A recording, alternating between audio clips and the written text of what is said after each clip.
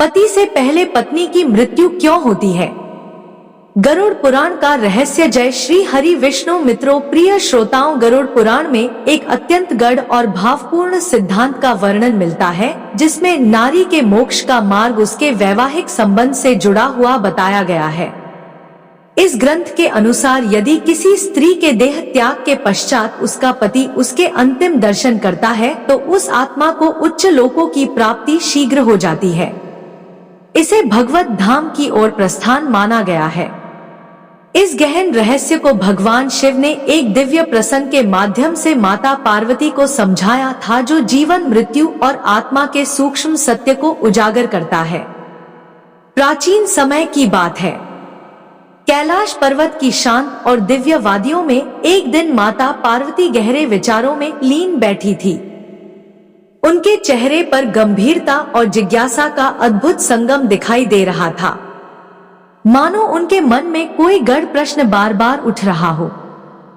कुछ क्षणों तक मौन रहने के बाद उन्होंने भगवान शिव की ओर देखा और कोमल किंतु गंभीर स्वर में कहा, स्वामी, एक प्रश्न है जो लंबे समय से मेरे हृदय को विचलित कर रहा है। लोग कहते हैं कि यदि पत्नी अपने पति से पहले इस संसार को छोड़ दे तो उसे शुभ माना जाता है। इतना ही नहीं, यह भी कहा जाता है कि यदि किसी सुहागन स्त्री के देहांत के बाद उसका पति स्वयं उसके अंतिम दर्शन करे और उसके अंतिम संस्कार अपने हाथों से संपन्न करे, तो उस स्त्री की आत्मा को दिव्य लोकों की प्राप्ति होती है। हे प्रभु, ऐसा क्यों कहा गया है? इस परंपरा के पीछे कौन सा गुप्त रहस्य छिपा है? वह कौन सी अदृश्य शक्ति है जो एक नारी को इस प्रकार मोक्ष के समीप ले जाती है? भगवान शिव मुस्कुराए। उनके नेत्रों में वह करुणा थी जो केवल त्रिलोकनाथ की होती है। उन्होंने पार्वती की ओर देखा और कहा, देवी, तुम्हारा प्रश्न केवल एक स्त्री के सौभाग्य का नहीं, बल्कि जन्म जन्म के कर्म बंधन और आत्मा की मुक्ति से जुड़ा हुआ है। संसार में जो भी नियम है वे यूं ही नहीं बने। हर नियम के पीछे गहरी आध्यात्मिक कथा छिपी होती है, जिसे समझे बिना सत्य स्पष्ट नहीं होता। कुछ क्षण मौन रहने के बाद शिव बोले, आज मैं तुम्हें एक दिव्य कथा सुनाऊंगा। एक ऐसी कथा जो तुम्हारे प्रश्न का रहस्य खोल देगी। देवी पार्वती, जो इस कथा को अंत तक सुनेगा उसे अखंड सौभाग्य का आशीर्वाद प्राप्त होगा। अतः तुम इसे अंत तक अवश्य सुनना। माता पार्वती बोली, अवश्य स्वामी, मैं इस कथा को अंत तक अवश्य सुनूंगी। शिव का स्वर गंभीर हो जाता है। देवी, यह कथा बहुत प्राचीन है, तब की जब धरती पर ऋषि और महर्षि तप करते थे और नारी का पतिव्रत आकाश के देवताओं तक को प्रभावित कर देता था। प्राचीन समय की बात है। नर्मदा तट के पास एक छोटा सा गांव था। शांत, हरा भरा और देवताओं की भूमि जैसा पवित्र इस गांव में एक स्त्री रहती थी। उसका नाम था सावित्री। वह साधारण स्त्री थी, लेकिन उसके हृदय की पवित्रता, उसके कर्मों की चमक और उसके जीवन की मर्यादा असाधारण थी। सावित्री का जीवन पति सेवा, परिवार, धर्म और निस्वार्थ प्रेम का सुंदर उदाहरण था। उसका जीवन चाहे कितना ही कठिन हो, चेहरे पर हमेशा शांत मुस्कान लिए रहती। उसके लिए विवाह केवल एक सामाजिक संबंध नहीं था, बल्कि वह उसे जन्मों का बंधन मानकर निभाती थी। वह सुबह नर्मदा मैया के किनारे दीप जलाकर दिन का आरंभ करती, घर लौटकर पति के लिए भोजन बनाती, उनके पैर दबाती, उनकी सुख दुख की बातें सुनती। गांव की स्त्रियां कहती, सावित्री जैसी पतिव्रता इस जमाने में कहां मिलती है? लेकिन सावित्री कभी गर्व नहीं करती। वह कहती, यह पति सेवा नहीं, मेरा सौभाग्य है। गरीबी थी, संघर्ष थे, कई बार भोजन भी कम पड़ जाता था, लेकिन उसके मन में कभी शिकायत नहीं थी। उसने एक नियम बनाया था, जो भी हो सत्य बोलना, किसी का दिल ना दुखाना, पति का सम्मान करना और रोज भगवान का स्मरण करना। इन सब के कारण उसके मन में ऐसी शांति थी जैसे कोई साध्वी हो। ऐसे ही दिन बीतते गए और वृद्धावस्था में सावित्री बीमार पड़ गई। धीरे धीरे उसकी शक्ति कम होती गई, लेकिन उसके मन का तेज कम नहीं हुआ। एक शाम उसने अपने पति का हाथ पकड़ा और बोली, मुझे लगता है मेरी सांसें कम हो रही है, लेकिन मेरा हृदय पूर्ण है। तुम्हारी सेवा में जो समय बीता वही मेरी कमाई है। पति की आंखों से आंसू बह निकले, लेकिन सावित्री शांत थी, जैसे किसी ने भीतर से कह दिया हो कि उसके यात्रा का समय आ गया है। रात के तीसरे प्रहर में जब चंद्रमा धीरे धीरे बादलों में छिपा जा रहा था, सावित्री ने अंतिम सांस ली। उसका चेहरा शांत था, जैसे वह नींद में चली गई हो। पति ने उसका मुख देखा, उनकी आंखों में दुख था, लेकिन उसी क्षण एक दिव्य ऊर्जा कमरे में भर गई।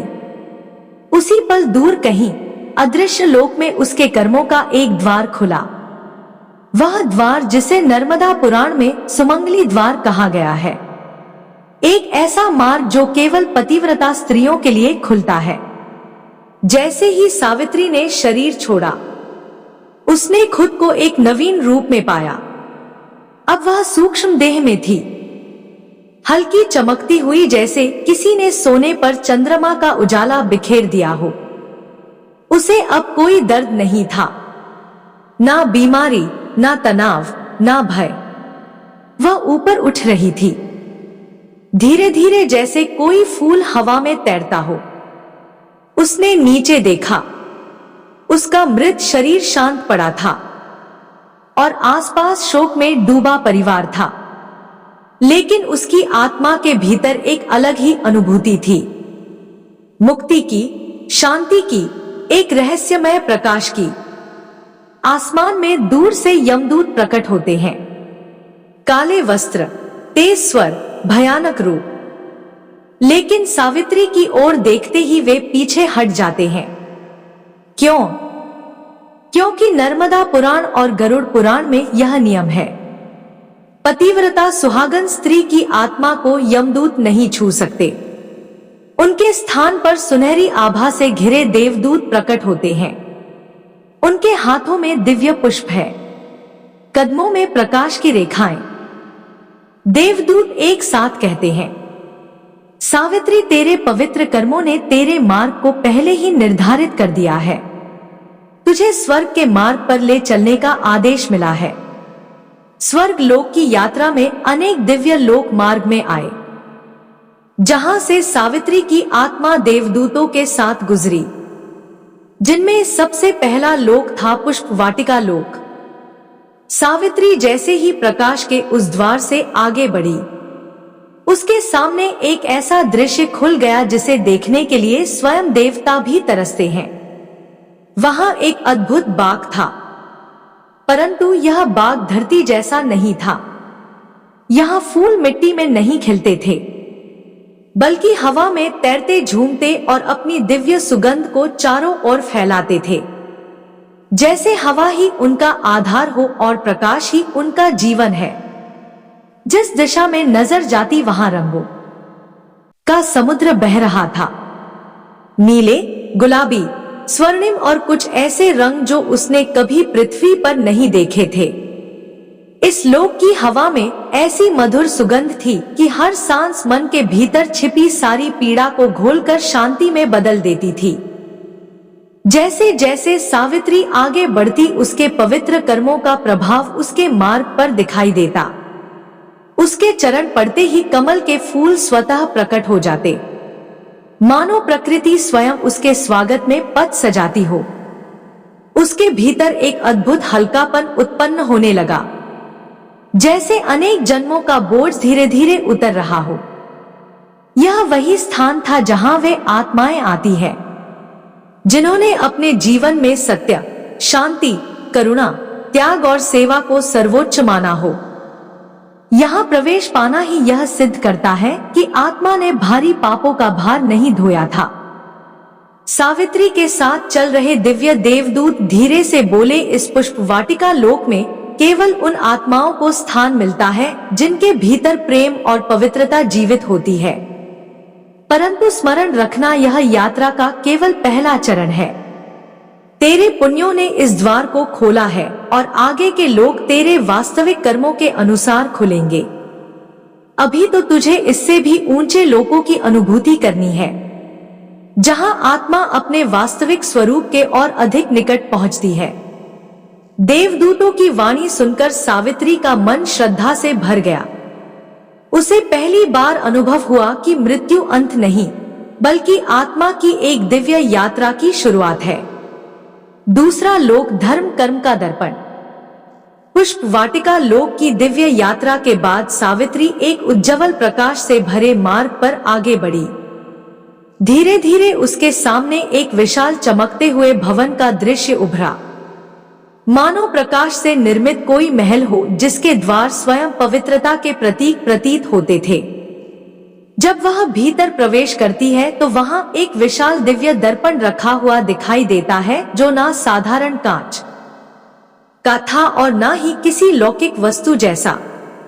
उसे देखते ही सावित्री को महसूस हुआ कि यह दर्पण केवल रूप नहीं दिखाता, बल्कि जीवन के हर कर्म की सच्चाई को उजागर करता है। जब सावित्री दर्पण के सामने खड़ी हुई तो उसके सामने उसके जीवन के सभी कर्म एक एक करके प्रकट होने लगे। उसे अपना बचपन दिखाई दिया, जब उसने एक भूखे साधु को बिना सोचे अपना भोजन दे दिया था। फिर वह क्षण उभरा जब पड़ोसी की बीमार बेटी को उसने अपनी ही बेटी की तरह संभाला था। उसे वे दिन भी दिखाई दिए जब उसके पति कठिन समय से गुजर रहे थे और वह उनके लिए साहस, धैर्य और शक्ति का स्तंभ बनकर खड़ी रही। फिर वह दृश्य आया जिसमें उसने एक अनाथ बच्चे को कपड़े दिए थे। उसकी आंखों में कृतज्ञता की चमक आज भी उसी रूप में दर्पण में चमक रही थी। उसने सत्य बोलने की अपनी आदत देखी और वह समय भी जब किसी का दिल ना दुखे, इसलिए उसने अपनी इच्छाओं का त्याग किया था। इन सभी कर्मों का प्रकाश इतना गहरा और उज्जवल था कि पूरा कक्ष उसमें नहा गया, मानो उसके भीतर की पवित्रता स्वयं प्रकाश बनकर फैल गई हो। देवदूत सावित्री के निकट आए और शांत और स्थिर स्वर में बोले, देवी, मनुष्य संसार से केवल शरीर छोड़कर आता है, पर उसके कर्म उसके साथ चलते हैं। तेरे शुभ कर्म ही तेरी सबसे बड़ी पूंजी है। यही कर्म तुझे मोक्ष के मार्ग पर आगे ले जा रहे हैं और इन्हीं की रोशनी ने तेरे अगले लोकों का द्वार खोल दिया है। सावित्री ने पहली बार महसूस किया कि संसार में किए गए छोटे छोटे नेक काम भी आत्मा को कितनी बड़ी ऊंचाइयों तक ले जाने की क्षमता रखते हैं। तीसरा लोक, पति भक्ति का लोक। दूसरे लोक की आलोकमय अनुभूति के बाद सावित्री जब आगे बढ़ती है तो उसके सामने एक ऐसा दिव्य प्रदेश खुलता है जो किसी स्वप्न जैसा प्रतीत होता है। यहाँ की हवा में एक अद्भुत शांति है और हर दिशा में सुगंधित प्रकाश फैला हुआ है। इस लोक में उसके चारों ओर अनेक दिव्य स्त्रियां दिखाई देती है। उनके चेहरे पर ऐसा तेज मानो चंद्रमा की शीतलता और सूर्य की चमक एक साथ उतर आई हो। उनकी आंखों में दृढ़ता, करुणा और पवित्रता की स्थिर चमक थी और उनके शरीर से एक ऐसी दिव्य आभा निकल रही थी जो किसी भी साधारण आत्मा को तुरंत शांति से भर देती। यह स्थान पतिव्रता और पति भक्ति की तपस्या करने वाली महान स्त्रियों का विशेष लोक था। एक ऐसा लोक जहां प्रवेश तभी संभव होता है जब किसी नारी ने विवाह को केवल सांसारिक बंधन नहीं बल्कि आत्मा का संकल्प माना हो। यहाँ सावित्री ने दिव्य प्रतिमाओं के रूप में अनुसुया की करुणा, सती की अदम्य निष्ठा और दमयंती की पवित्रता का तेज चमकते देखा। हर प्रतीक उसे यह बता रहा था कि स्त्री धर्म कोई बंधन नहीं बल्कि आत्मा की वैवाहिक प्रतिज्ञा का आध्यात्मिक विस्तार है। देवदूत उसके पास आए और मधुर स्वर में बोले, सावित्री, यह लोक उन स्त्रियों के लिए है जिन्होंने पति, धर्म, सेवा, संयम और मर्यादा का पालन केवल कर्तव्यवश नहीं बल्कि प्रेम और श्रद्धा के साथ किया, जिनका विवाद देह से नहीं मन और आत्मा से हुआ था। वे सब इस लोक से होकर ही दिव्य मार्ग पर बढ़ती है। सावित्री इस प्रकाशमय लोक को देखकर भीतर से गर्व से भर उठी, पर उसके चेहरे पर वो गर्व वृत्ति भर भी नहीं झलका। उसका स्वभाव ही ऐसा था, सेवा में विनम्र, प्रेम में समर्पित और धर्म स्थित।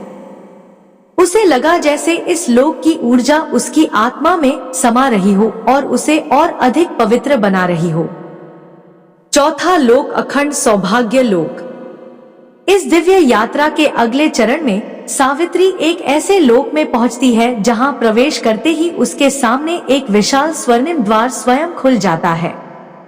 उस द्वार के शीर्ष पर उज्ज्वल अक्षरों में लिखा है, अखंड सौभाग्य लोक। यह वही पवित्र लोक है जहां वे स्त्रियां ले जाई जाती है जिनका अंतिम दर्शन उनके पति ने किया हो।